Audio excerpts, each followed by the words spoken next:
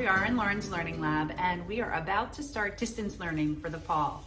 My boys have been assigned their teachers. Miles is going into 2nd grade and August is going into 5th grade, and the teachers have explained some of their expectations for the fall.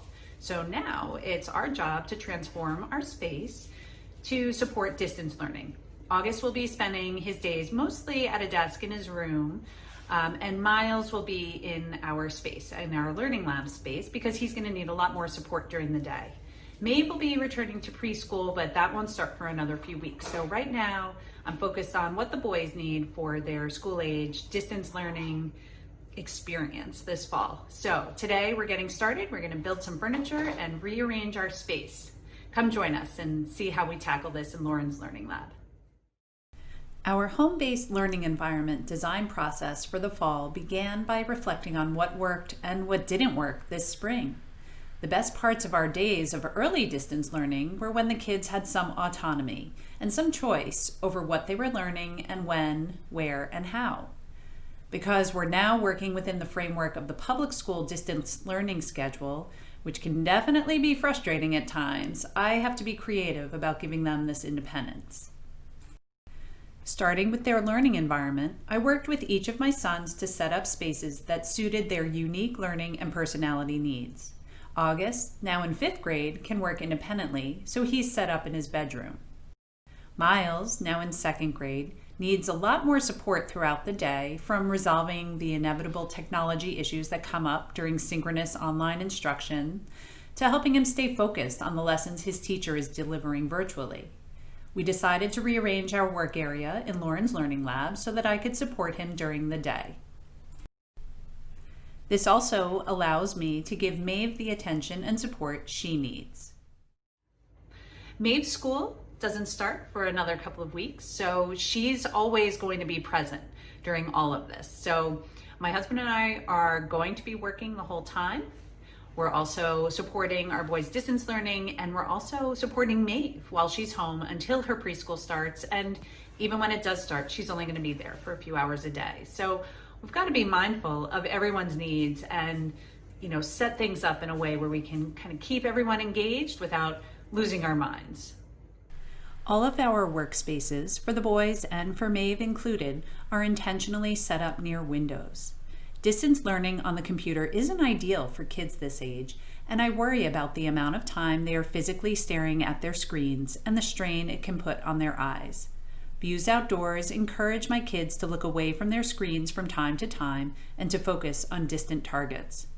Plus, what person, child or adult alike, doesn't benefit from a bit of daydreaming and letting our minds wander for a little while during the day? Some of the things I'm thinking about when I'm setting up these distance learning spaces are what kind of supplies will they need beyond just their laptops that they're using. So do they need paper, pencils, erasers, other supplies to support distance learning?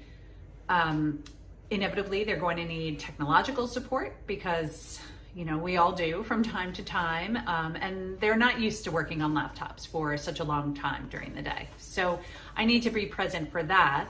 And I want to make sure that the small stuff that they need, the small supplies, are just on hand, so I don't need to fetch that and find it for them during the day.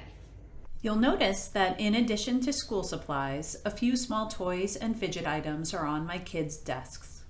This is intentional, and while this might be considered distracting in a traditional classroom, recent research suggests that physical activity, even as small as fidgeting the hands, increases levels of the neurotransmitters that help sharpen focus and increase attention.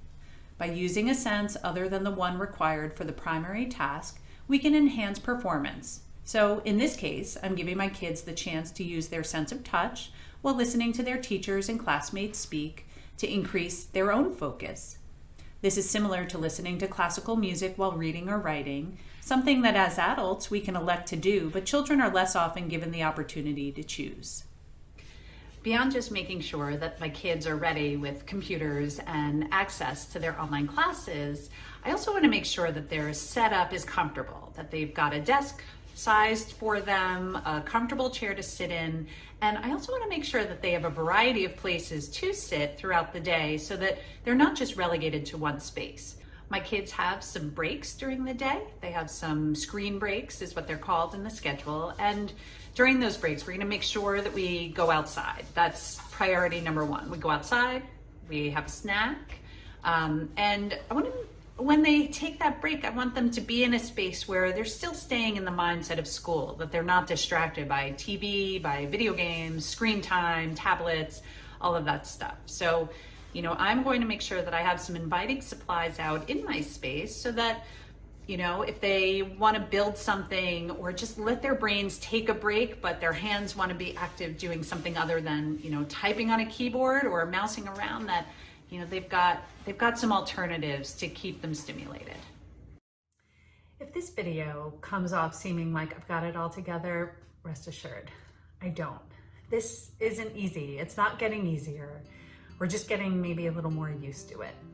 Every day is unpredictable, from tech support to unpredictable emotions from all of my kids to, holding Skype calls with kids running around in the background. Like, that's the reality of this situation. So I've got to have a bit of a sense of humor. I've got to be flexible, and, I just know that at the end of this, it's going to have been a very memorable time. And so we're just trying to make the best of it.